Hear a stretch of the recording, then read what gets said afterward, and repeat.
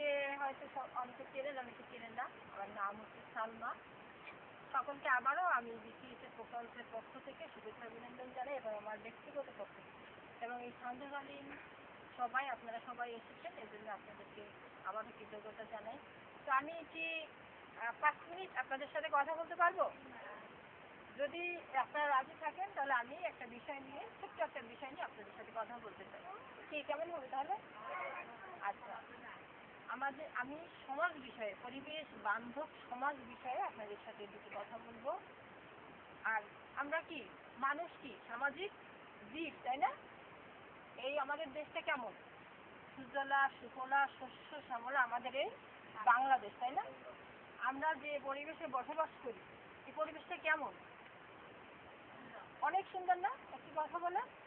তো এই পরিবেশের গণ্ডির মধ্য থেকে আমাদের এই সমাজটা, সমাজের কোনো, আমরা এই মানুষটা সামাজিক জীব, তাই তো? এই সমাজটা মানে পরিবেশের গণ্ডির মধ্যে থেকে যে নিয়ম কানুন, পরিবেশটা কোনো ক্ষতি না করে সুন্দরভাবে বসবাস করি এবং এই সমাজে